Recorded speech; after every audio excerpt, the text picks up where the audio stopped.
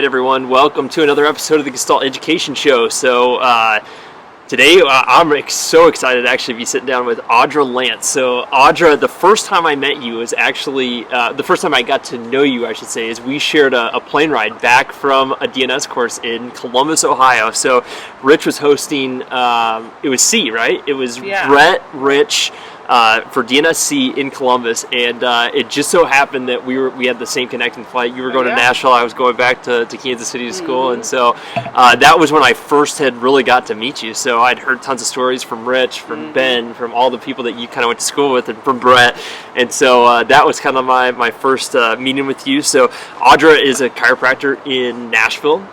She owns Spine Sport Rehabilitation Institute in Brentwood, so it's in a great area, and I've been fortunate enough to shadow you a couple times in early infancy. One of my best friends worked for you for a while, Brandon Reed, and so the thing that probably most people don't know about Audra is the professional athlete's chiropractor, really. I mean, she works with the Predators, she works with tons of football players, basically across all spectrums, celebrities, you name it. And so one of the things that always, I always tell people about Audra is that she is an amazing people person. So being with human beings, and Brett and I have been lucky enough to be around people, she connects with people on a really, really clean and like very, I don't know, it's like a good way. So I just think that's a really cool thing about you, Audra. But Brett, when was kind of the first time you remember meeting Audra?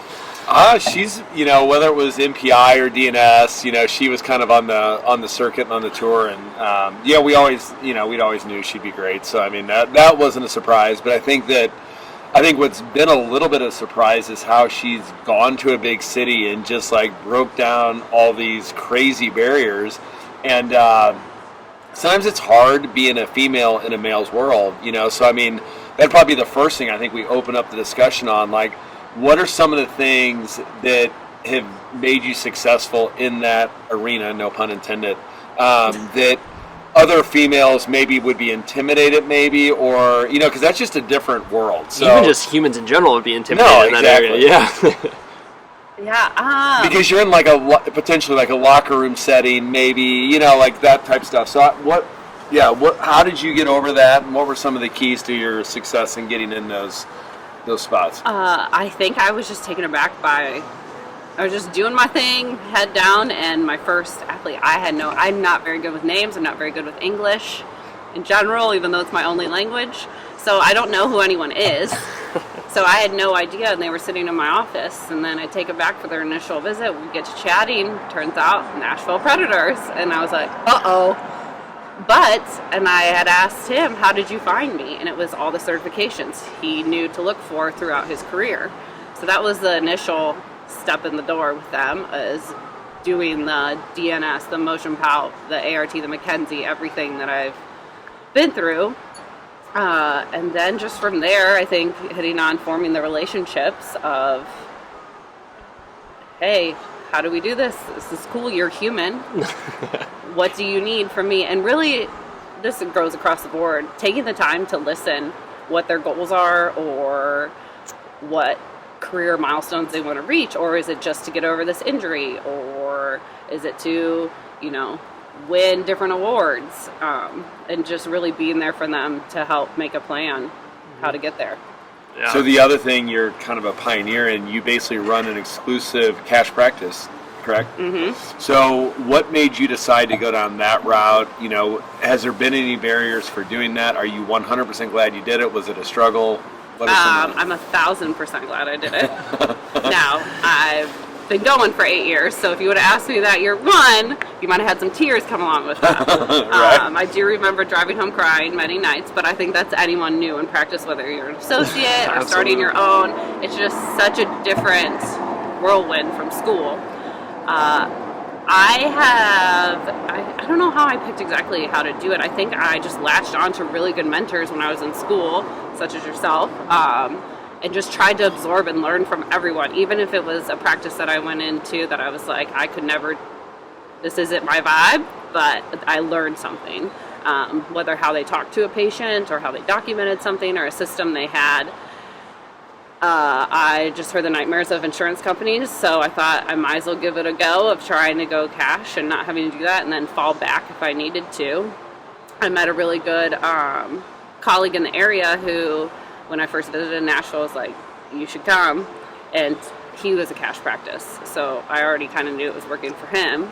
And he kind of gave me a little pep talk. You're more certified than I am in a lot of things. Like, I think you could be great, because he was kind of heading out.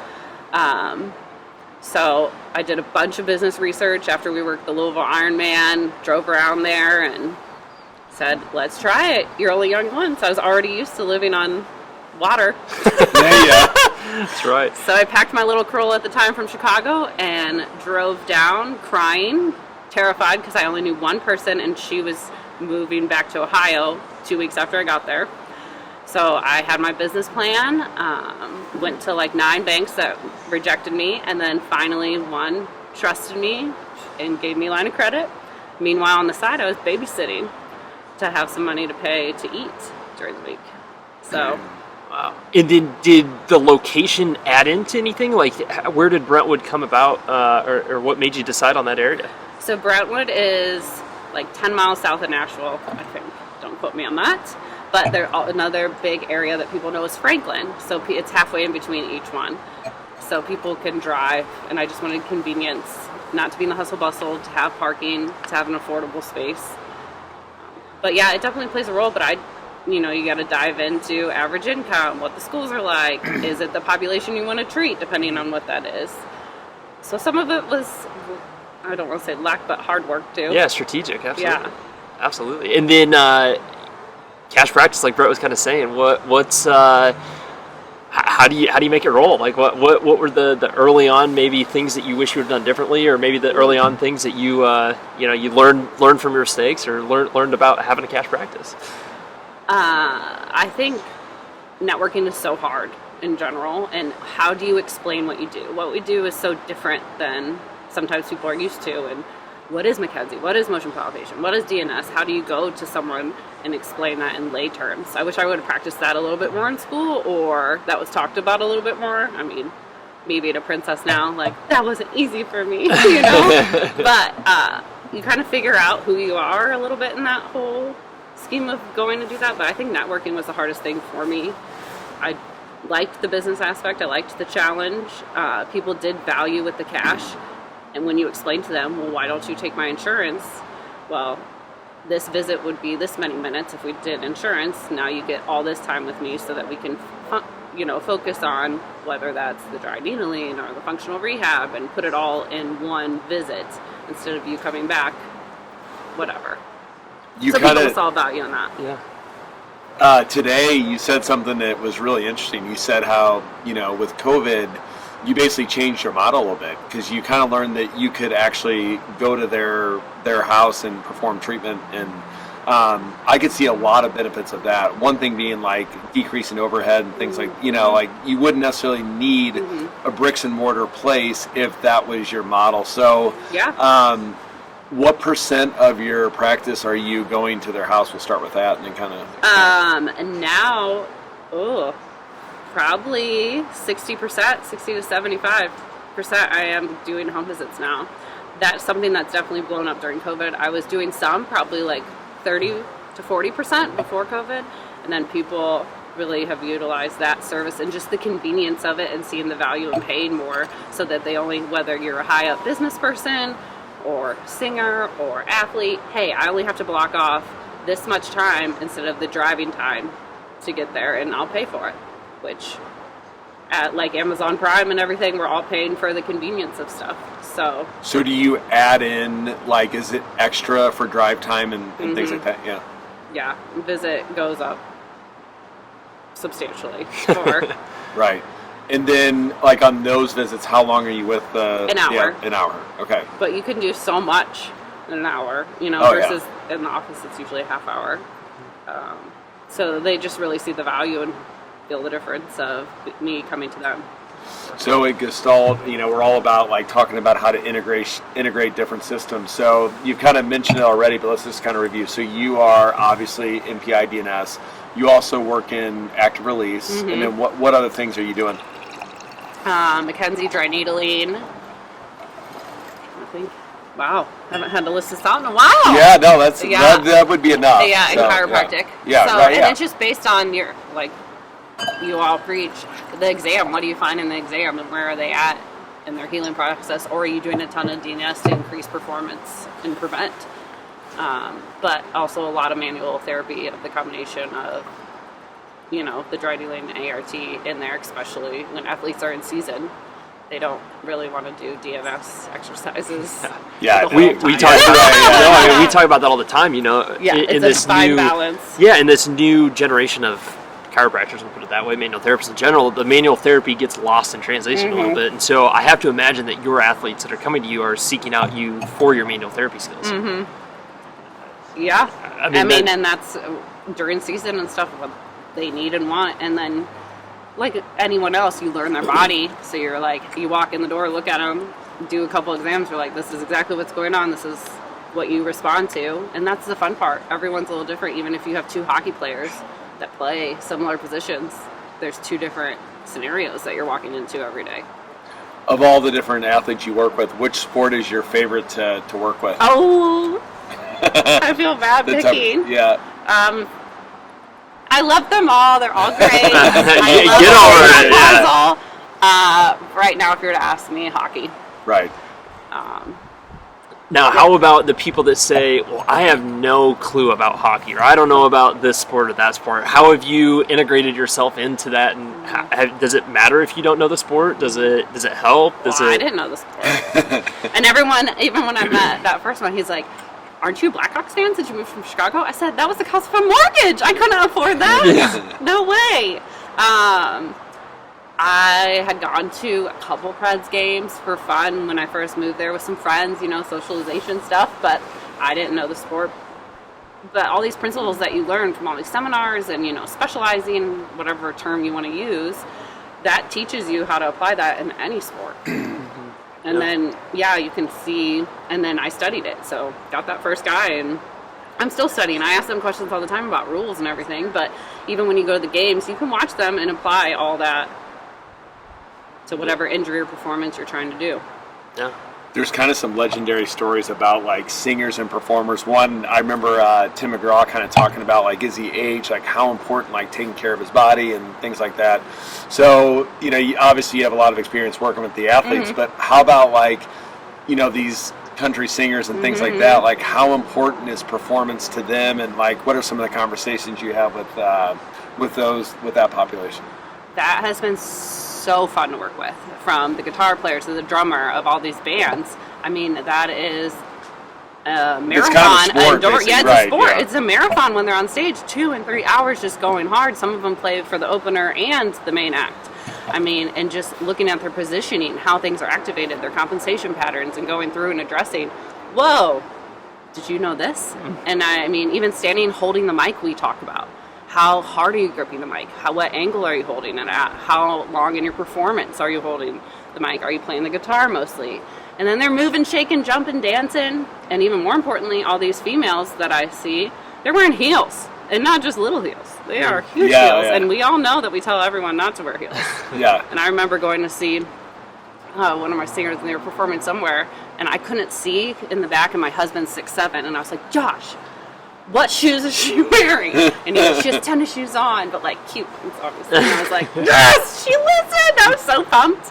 But obviously I know they can't do that all the time. But it's just even like little things that the normal person deals with, but it's just, they don't have a choice that you have to work around. Right. On a higher scale. Yeah.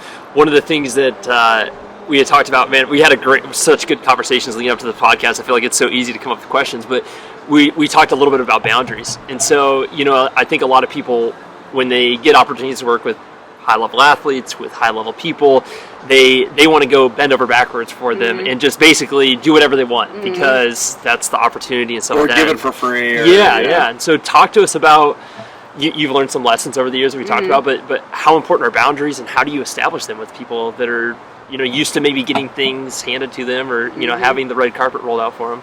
I'm still working on this every minute of every day, because our nature is we want to help everyone, and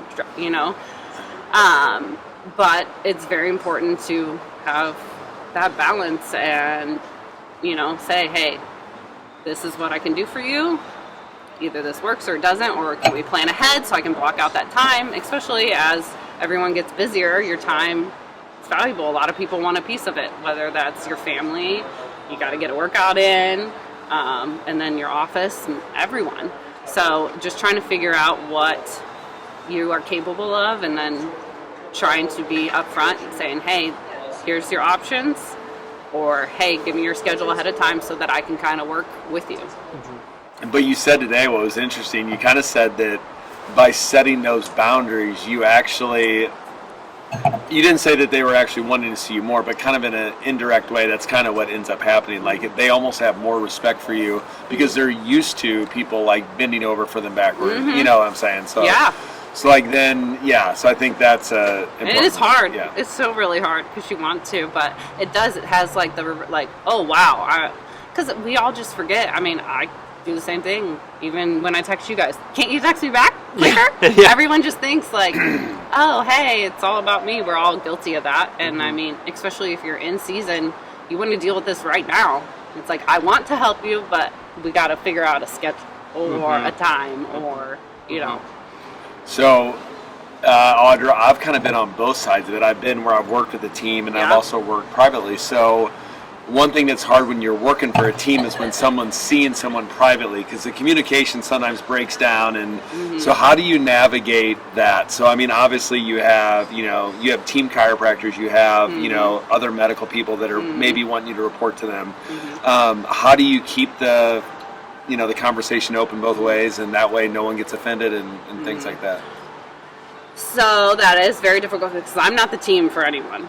Right. Like, I'm not the official. Yeah, it's not your thing. Yeah. Right. I think it just depends on who's there, at the time, and whether that's because a lot of people live in Nashville in off season too that I treat, whether that's baseball or whatever. So just trying to figure out who their person is, whether they have their own strength and conditioning coach or their trainer, how open to they all are.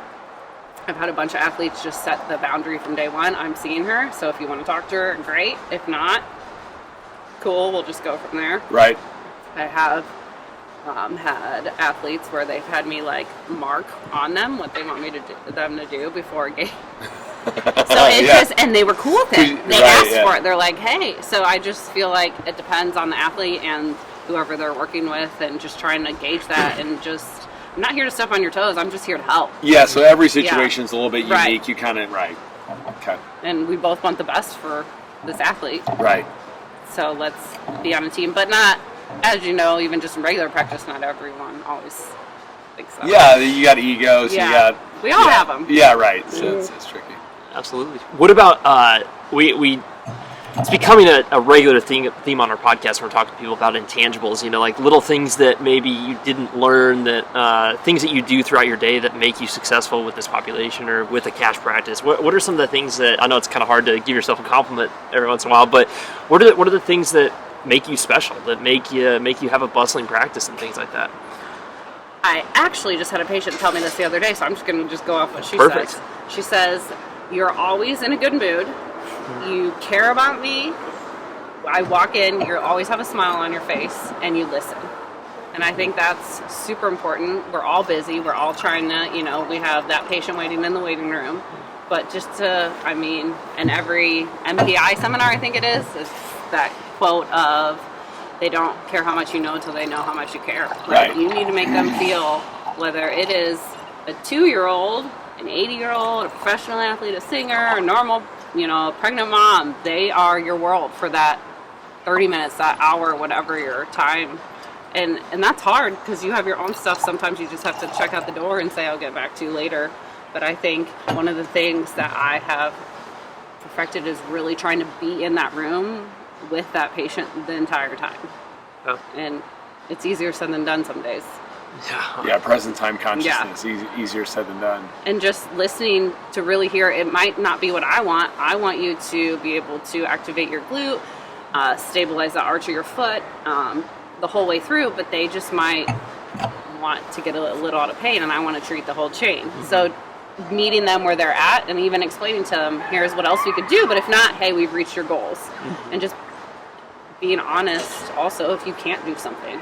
I've been there many times and it sucks. I want to be the hero, but hey, we need to refer you out, or we can't help you with this. Yeah, you've said goals a couple times, and thinking back to a conversation we had too of you're kind of in the same camp with us, where we like to see our patients. We want to check up on them. And so what's unique about you is you're cash. And so they're paying out of pocket for maybe these maintenance cares or these, these types of things.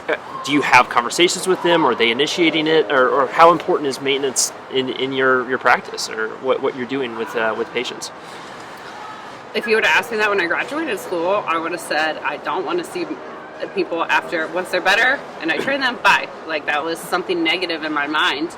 That has changed over the years, because people are like, no, but I want to work on this, I want to continue this, I want to increase my speed, or hey, I said I would desk all day and I really feel better when I see you. I can do my exercises, but I don't want to. I'd rather pay you to do them. So just depends what. It is important, especially for this has been a highlight of the professional athletes or the singers on tour. You have to take care of yourself, and we all realize that you hit 27, 28, and things don't recover. Yeah, shit starts falling apart Everyone quick. at 22 is Wait till fine, you get doesn't to 40. need any care. Yeah. We're never going to be as old as Brett, so. Yeah. Yes. He feels it. The other thing, that was interesting that, we were talking today and you were saying, obviously you're working on all these big name country music stars and professional athletes, but you said your favorite person that you treat is actually your female high school athlete. So why is that? Can you expand a little bit on why that is? I think it's a surprise, love. I love everyone, and you try not to have your favorites, but I didn't think I would get as much, I don't know. I don't want to, it's not the word gratitude. What am I looking for here? Like reciprocate? Love? Yeah, return. Return. From working just for these quick 30 minutes. And kids respond way faster than adults, so you really don't see them as much when they're fixed. And the impact that you can have on their life in just that small amount of time is incredible. I've had 4 girls, whether they're dancers, cheerleaders, just athletes in high school that I've worked on, that are going on to, they say, to pursue to do what I do because they want to do it, which is the highest compliment, and I never would have thought that. And in their visits, I wasn't trying to portray that. They just think it's so cool, and even their parents, wow, you're a great mentor to them. Like, we want them to come to you. It's just been the highest honor. You just don't think about going in this profession, you're going to get that. Yeah. The return on investment from your time, right? Yeah, we had a great conversation too, because high school athletes is kind of one of mine, and being able to be there for the people at their best, their worst times. Sometimes they give you too much information about what they, what they should have gotten in trouble for, or, to be a sounding board for them, and I think that trust you form. Yeah, exactly. And I think, especially in today's day and age, Brett always talks about doctors in general have such a bad rap because we don't listen. We, maybe don't spend enough time with our patients, but we're in a unique position, especially with you having a little bit more time with your patients, that you can have that impact and to have those conversations. I think that's such a cool thing. So yeah, it's a lot of fun. And I remember studying psychology being like, oh, this class is terrible. But I tell people it's one of the things I utilize every day, and just, trying, what do I want when I go to the doctor? What kind of, do I want them distracted, texting, or not knowing about know when they walk in, they can't remember who you were. Yes. And that's why I said, I might not know your name, but I know everything we talked about and what I worked on. It's like a weird, I don't know if you guys struggle with that, but I'm the same person. Yeah, I'll remember that trigger point, but I don't remember the damn first name. So what do you think, so I'd be curious to know, because we're really big on the whole idea of mastery. We've had Michael Gervais on our podcast, and we're really big on what it takes to be great at what you're doing. So you're good at what you're doing, but you're also working on people that have gotten to the top of what they're doing. So in all these conversations you've had, what are some of the things, from the country music singers to the athletes, that you think that they all have across the board that's gotten them to the top to master their craft? That was a good question. That is a good question. You're going to have to give me a second. Well, how about this? I'll introduce this wine. So we're having a really good bottle of wine. Rivanna, is that how you say it? Rivanna?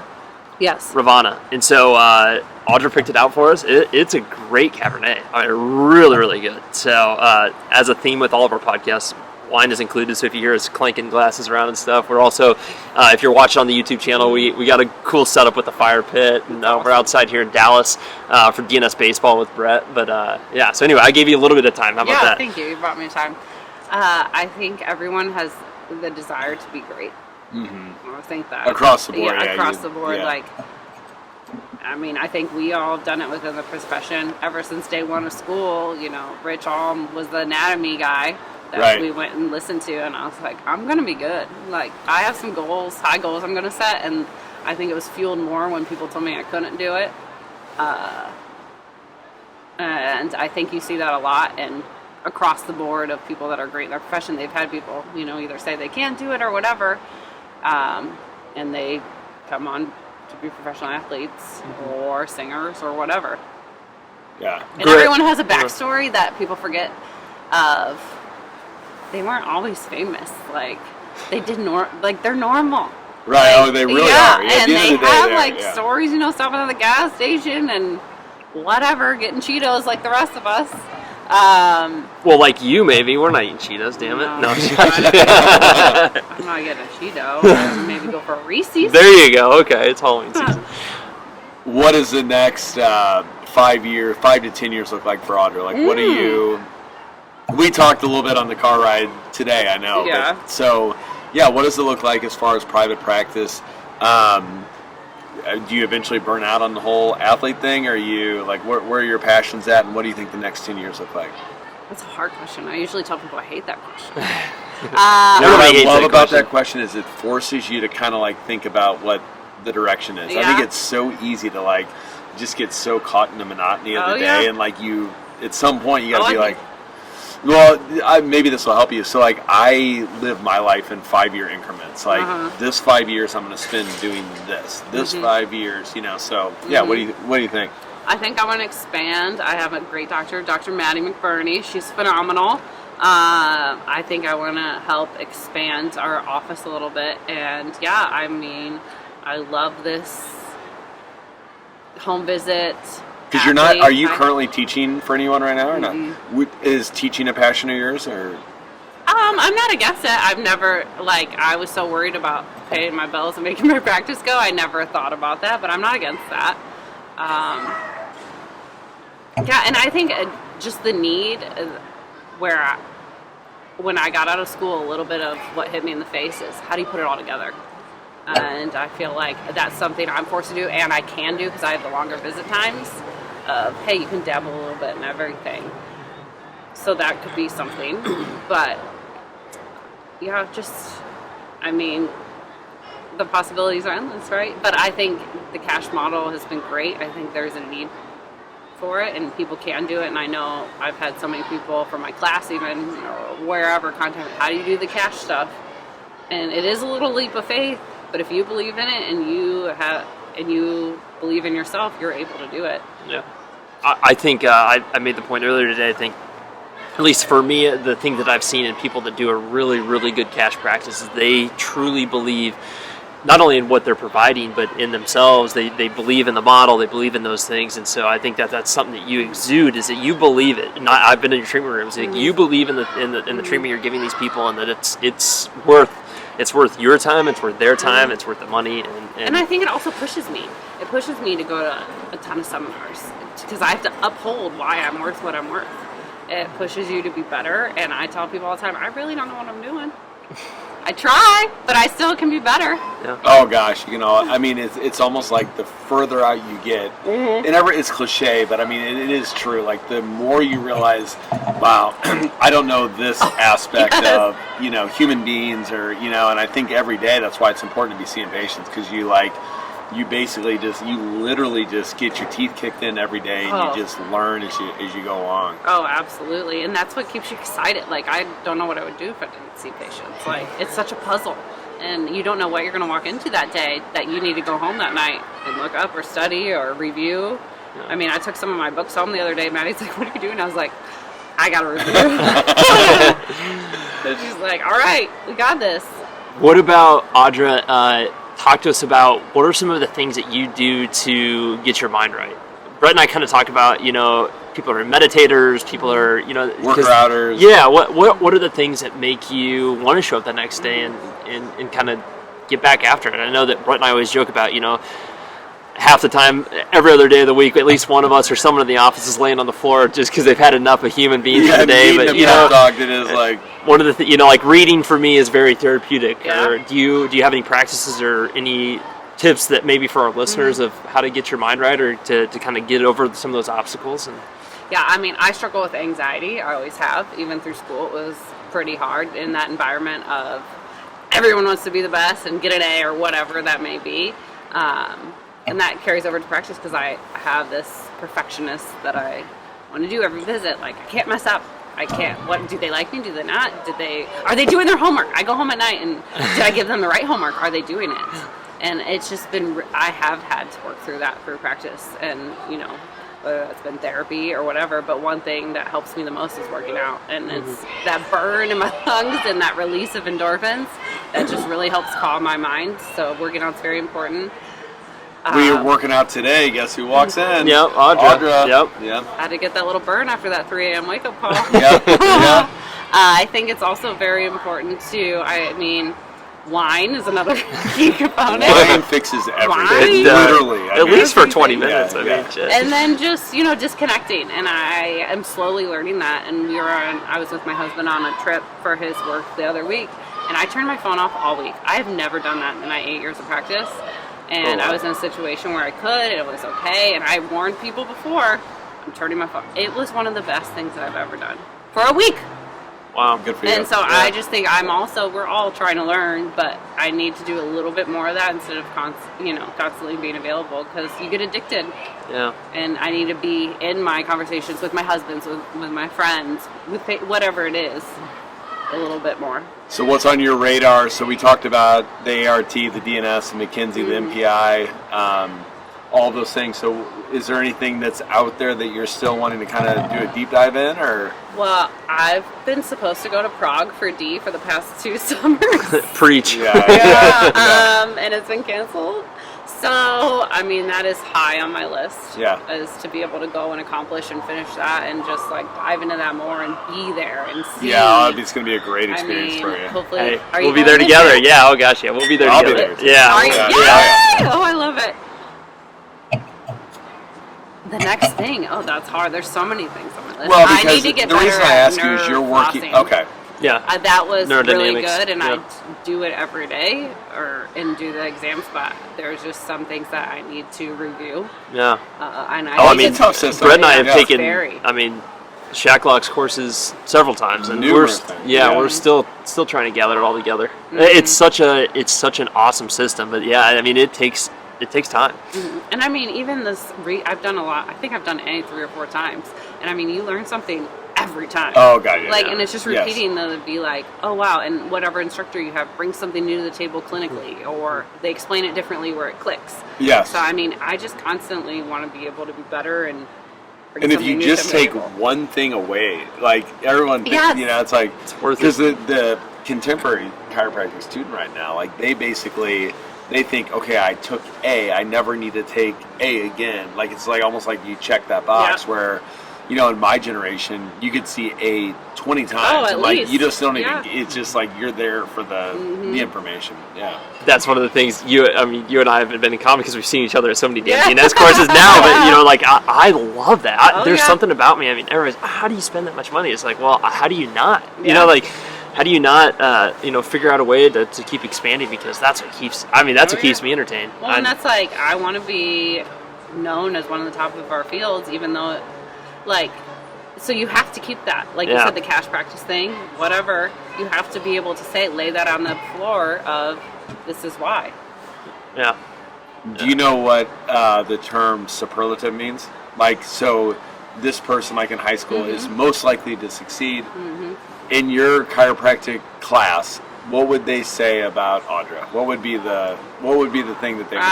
I've had a couple people reach out to me and said, I knew you were going to do this. Right. Most likely to succeed, or I don't know, people are like, we knew you'd be treating the stars. Right, yeah. That's awesome. Which is just so awesome. That wasn't my intention, you know, but it's fun. So I guess that. So we're talking, you show up in a random town that you're not from. Where did you even start? So I feel like I've talked you, King, Rich, like Totes, Lotus, all the people that I kind of latched onto a little bit, and everyone said to me, which I hated, I really did hate this, figure out where you want to live. And I was like, because I love to travel. That is one of my passions. And I was like, well, I don't know where I'm going to want to live forever. I knew it wasn't my hometown. My parents knew that ever since I was in middle school. I said, I'm never moving back here. Even though it's great. But it wasn't my home forever. And I just hated that I had to figure out where I wanted to live because I didn't think I had that. It's hard to know. Oh, God, yeah. And so I did a lot of traveling around to different seminars just to see different cities. Yeah. And everything. And I was actually at an ART seminar in Nashville with my roommate at the time, and I thought it was just a party town. And then when we get down there, I was like, oh my gosh, no. And just then I dove in, who's certified in what around here? And looking up the different certifications. Oh wow, there is a need, they're right. And then I came back to it and still loved it. I've always wanted to move south since I was little. I don't like the winter, even though you get winter in Nashville, but different type of winter. Yeah, it's different. It's very mild. It's not Chicago. It's not Ohio. So I always knew somewhere warmer. But then just figuring out what you kind of want in life. Like, I like to be active. I like to travel. It's easy to travel from Nashville Airport. Business logistics, everything. And so I always had backup. Hey, if I fail, maybe one of these people will hire me. Yeah. Right. Or I can move home and figure it out. Like, I'll be okay no matter what. So. Absolutely. I mean, Tony Robbins says it best, right? If you want to take the island, you burn your boats. And yeah. I feel like that's a good story of you. And I you will burnt say, your boats. And as whether it's an associateship in a different town, because I know that's kind of what my associate's doing right now. She never intended to be in Nashville. Like, you learn so much about yourself and grow to take those risks, even if it is in your hometown, whether it's opening or working for your dream Sometimes doc. your hometown's worse, honestly, Right. because Oh, you yeah. have all the people that you grew up with and their And they think preconceived of you as a notions. kid. Yeah, exactly. Mm-hmm. Yeah. Yeah. That's my parents right now, and I remember Rich Olm told me both, because he treats my dad. He goes, you can't pee in your own backyard. Because I was like, you told him exactly what I told him to do. And he's like, sorry, like, can't do that. Oh, Yeah. it's so true. I mean, and then, same with marketing too, right? Like if you take a couple leaps of faith and usually you surprise yourself with what you're capable and what you're willing to put on the line if you just do it, And if you push yourself, and it's a little bit of a high, like, hey, oh my gosh, endorphin wise, like a sprint. Yeah. I did this. I was able to do it. Take anything that you didn't want to do and you did it. And then afterwards, you're like, wow, that was awesome. But, like, most human beings will, like, shy away from that. Like, they'll find an excuse not to expose themselves. Mm-hmm. But then the irony is, once you do that thing, you're like, wow, I actually, and I mean, unfortunately, most humans will always, kind of, like, find a way not to do that one thing that they're, that's a little bit uncomfortable Mm-hmm. or, are awkward. So. Yep. Well, Brent, let's introduce our wine that we're going to send off with. So this is Maya Camus. So I actually heard, I've actually heard multiple reviews on this wine. So it's from Mount Veeder, and I've stared at this wine bottle in St. Louis at Total Wine literally 100 times, and it's one of those I just continue to walk by. Tonight we're like, well, special occasion, so. That's the one we're about to drink. So that's going to be the next. I've never had it. Yeah, for sure. So I'm kind of excited about it. This one was amazing. It was so good. And the reason that we always kind of overspend or get awesome bottles of wine is because our guests are worth it. We love having these conversations. That's and so fun. I just think, Audra, I've learned so much from you, from watching you explode. Me being a young doc in a new city, and I just think, like, I keep coming back. People always ask, like, I want to open a cash practice. What do you do? I said, go visit Audra, because she really exudes what it is to own a cash practice. And I think, I said it earlier, but if you really believe in your skills and what you're willing to give to people, and I think that's part of it. It doesn't matter if you're in insurance, if you're an associate, if you own your own place. You first have to really truly believe in what you're doing, and if you truly believe in yourself, like, things are going to happen. And it's okay to ask for help. I text all y'all all the time, hey, can you help me with this? How do you do this? How do you guys do this? Yeah. I mean, we're a network that's here to help each other. There's enough patience to go around for everyone. I think we all have to stick together and help each other.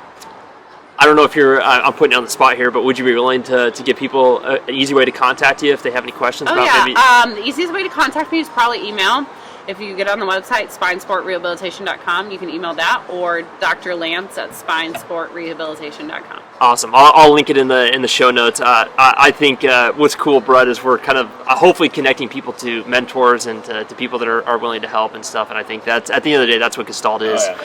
We talk about techniques a lot, but it's also people. You know, the sum of everybody together is doing way better than just each individual person. And you know, if you're in a random city in the United States as a chiropractor and you feel hopeless, we're here. We got awesome people around us that are more than willing to help you. And gosh, we just want to build a community around this awesome profession and help as many people as we can. So, all right, guys. Well, what an awesome conversation, Audra. Oh, man, that was awesome. So fun. Yeah, great job. So, we're getting ready for, we just had day 1 of DNS baseball. So, It's the first DNS baseball course that Gestalt's hosted, and really the first public course, Brett, which is pretty awesome. And we've done a lot of with private MLB teams, but this is our first one we've rolled out. Yeah, and so the next one we'll have is in January in Phoenix, Arizona, and we're going to have more of these because it's such a cool course. It really is. The first day is basically all DNS exercise 1, and then from there we get really deep into baseball mechanics, and I'm excited because I've technically never taken a course. This is, of all the courses I've sat in with you, DNS baseball is the one that I haven't taken yet. So, the irony. Yeah, what a mess. But anyway, thank you, Audra. Of course, Brett, thanks for having me. let's have some more wine and we'll have conversations off there. Absolutely. So, guys, good luck on Monday. Keep being interested and take some leaps of faith in your day and in marketing, and I think you'll be happy where you land. I hope you enjoyed this episode of the Gestalt Education Show. If you liked it, share it, subscribe to it, send it to your friends, send it to someone that needs to hear this message. We really want everyone to be able to tune in and get the best clinical advice that they can, which we're hoping that we're giving to you with these special guests. So if you have any questions, please feel free to reach out to us, or if you have any suggestions on upcoming conversations, let us know. For a list of our upcoming courses, we're adding them all the dang time. So go to gestaltedu.com, click on courses, and they'll all be right there for you. All right, have a good day.